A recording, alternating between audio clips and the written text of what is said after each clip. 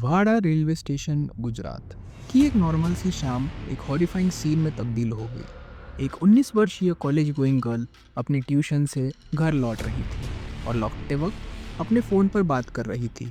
और उसी समय राहुल करमवीर जाट ने उसकी ज़िंदगी अपने हाथों से उससे खुद छीन ली। और यह सिर्फ एक इंसिडेंट नहीं था, एक आदमी जिसके नाम के पीछे बहुत सारे केसेस हो, जिसके नाम के पीछे बहुत सारी एफआईआर्स दर्ज हो, और वो यह सब शिकार रेलवे स्टेशन के पीछे छुप कर करा करता था। वो अपने विक्टिम्स को ब्रूटली मार दिया करता था, उनके साथ गलत चीज़ें करता था और उनके मरने के बाद भी कभी कभी वापस आकर वही घिनौने काम करता था। और यह है एक सीरियल क्राइम का सीन जिसमें ट्रेन, स्टेशंस और एक छोटा सा आम का बगीचा सब एक हॉरर सीन का पार्ट है। और राहुल ने एक ही महीने में 5 लोगों की बुरी तरीके से हत्या कर दी, बिना कोई चांस, बिना कोई रीज़न, ऐसे ही मार दिया गया। और सबसे शॉकिंग की बात तो यह थी कि राहुल ये सब काम करके भी पुलिस की नज़रों से बच जाया करता था, जैसे कि वो कोई एक गोस्ट ट्रेन पर सवार हो। चलिए आज हम देखते हैं कि पुलिस ने कैसे क्लूज़ के दम पर इस दरिंदे को पकड़ा और कैसे जो चीज़ शुरुआत हुई थी एक प्लेटफॉर्म से कोर्ट रूम में जाकर ख़त्म होती है। तो चलिए शुरू करते हैं।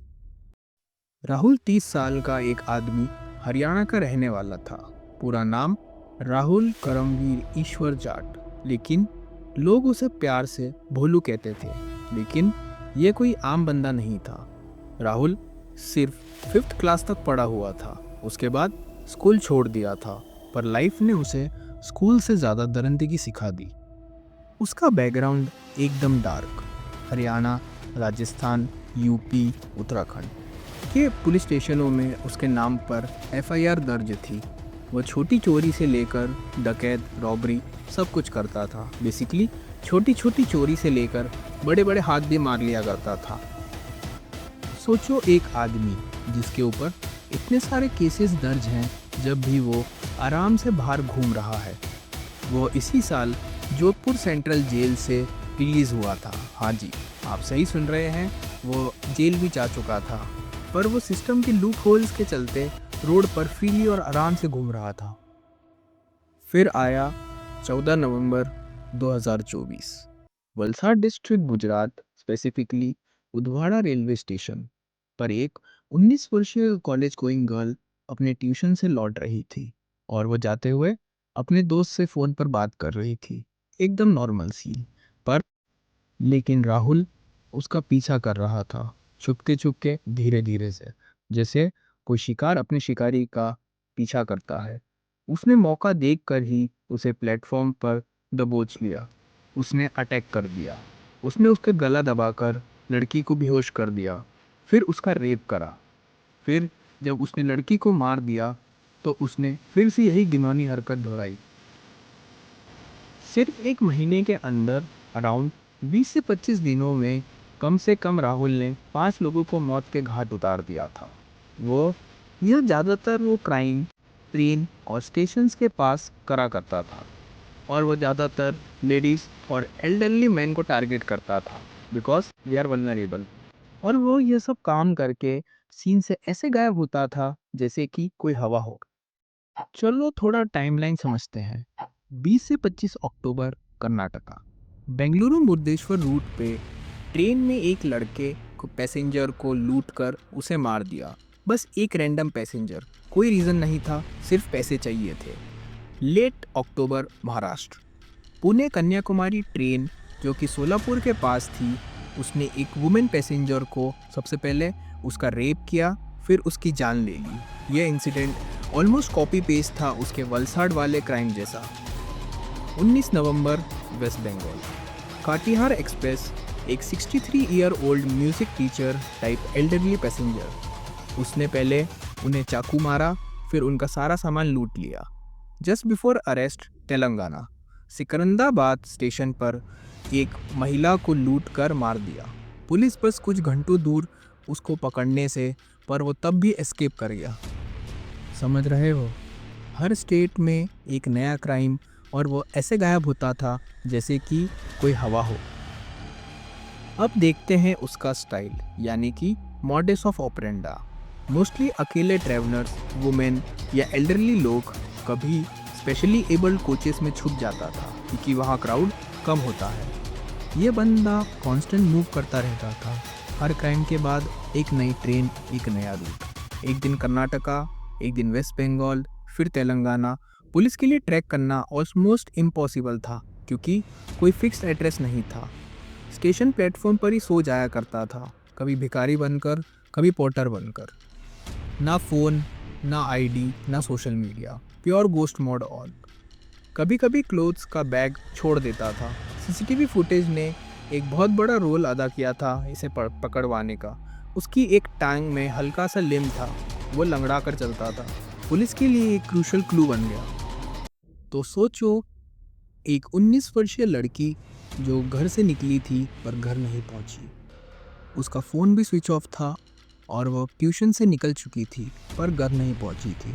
तो इस केस में फैमिली ने मिसिंग रिपोर्ट लिखवाई और यहाँ से शुरू होती है एक नेशन वाइड चीज़, एक ऐसे शख्स की जिसे पुलिस को बहुत टाइम से इंतज़ार था पर वो उसे पकड़ नहीं पा रही थी। पुलिस ने सबसे पहले उस लड़की की फ़ोन लोकेशन ट्रैक करी तो लास्ट पिंग आया उदवाड़ा रेलवे स्टेशन के पास, गुजरात में। उसके ट्यूशन सेंटर का सीसीटीवी निकाला गया।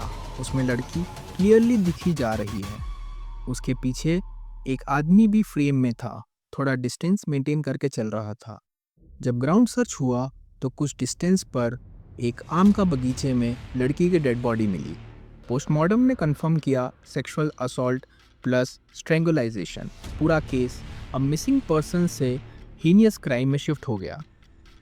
पुलिस ने गुजरात के अलग अलग रेलवे रूट्स के 2000 से ज़्यादा सीसीटीवी फुटेजेस स्कैन किए। सोचो 2000। Platforms, ticket counters, foot over bridge, सब कुछ देखा गया। क्राइम सीन से लड़की का बैग मिला और एक दूसरा बैग जिसमें एक शॉर्ट्स और जर्सी थे। सस्पेक्ट ने शायद जल्दी में वहीं छोड़ दिए थे। जब सीसीटीवी फुटेज चेक हुए तो सेम शॉर्ट्स जर्सी पहने हुए आदमी देखा गया, मतलब मैच हो गया। लड़की के फ़ोन के कॉल के डिटेल्स निकाले गए, लेकिन ट्विस्ट यह था कि सिम कार्ड ही मिसिंग था। बाद में पता चला कि राहुल ने लेन कटर से सिम निकाल कर उसे फेंक दिया था ताकि ट्रेस न हो सके। काफ़ी प्लान मूव था। जब सीसीटीवी से राहुल का चेहरा क्लियर होने लगा तो पता चला कि यह आदमी सिर्फ गुजरात में नहीं, उसकी मूवमेंट महाराष्ट्र, तेलंगाना, वेस्ट बंगाल, उड़ीसा, राजस्थान तक ट्रैक करी गई थी। पुलिस ने तुरंत एक व्हाट्सएप ग्रुप बनाया जिसमें अलग अलग स्टेट्स की रेलवे पुलिस, जीआरपीएफ, आरपीएफ सब जुड़े। हर स्टेशन पर राहुल की photo, train timing, signings forward होने लगी। लिटरली एक कंट्री वाइड मैनहंट बन गया। फाइनली 24 नवंबर 2024 को राहुल को वापी रेलवे स्टेशन से पकड़ लिया गया।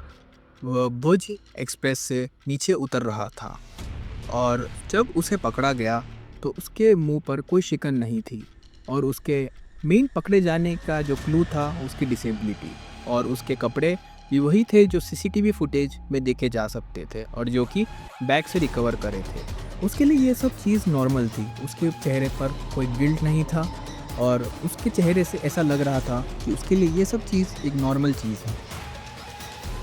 राहुल करमवीर जाट एके भोलू फाइनली पकड़ा गया। पर अब सवाल यह है, एक आदमी जिसके खिलाफ मल्टीपल स्टेट्स में एफआईआर है, उसके साथ लीगल सिस्टम क्या करता है? पुलिस ने उस पर मल्टीपल आईपीसी सेक्शंस लगाए, जैसे कि IPC section 302 for murder, IPC section 376 for rape, section 377 unnatural offences, section 394 और 397 robbery with violence and section 201 evidence destroy करने की कोशिश। गुजरात के वलसड डिस्ट्रिक्ट में रजिस्टर्ड केस उसका मेन एंकर केस बन गया क्योंकि वहीं से इन्वेस्टिगेशन स्टार्ट हुई थी। साथ ही महाराष्ट्र, कर्नाटका, तेलंगाना, वेस्ट बंगाल, उड़ीसा एंड राजस्थान, इन सब स्टेट्स की पुलिस ने अपने अपने पेंडिंग मर्डर और लूट केस उसके नाम पर ओपन कर दिए हैं। राहुल को अरेस्ट के बाद जुडिशियल कस्टडी में भेज दिया गया। गुजरात एटीएस एनजीआरपी उससे पहले रिमांड पर ले गई ताकि उसके पूरा रूट मैप, हर मर्डर की कन्फेशन और एविडेंस रिकवर कर सके। कोर्ट ने उसके लिए फास्ट ट्रैक ट्रायल का प्रोसेस रिकमेंड किया है क्योंकि क्राइम एक्सट्रीम नेचुरल है। उसके खिलाफ डेथ पेनल्टी की डिमांड हो रही है, स्पेशली विक्टिम्स की फैमिली और वुमेन सेफ्टी ग्रुप की तरफ से। सो दोस्तों, जैसे हमारे लिए ट्रेन का सफ़र एक यादगार सफ़र बन जाता था, वैसे ही राहुल के लिए एक हंटिंग ग्राउंड बन गया था। और हमारे जुडिशियल सिस्टम को भी समझना चाहिए कि वह ऐसे लोगों को खुलेआम ना छोड़े। तो दोस्तों, हम अगली वीडियो में आपसे मिलते हैं। आप लाइक, शेयर, सब्सक्राइब ज़रूर करिए और अपना वीडियो पे प्यार दिखाइए। धन्यवाद।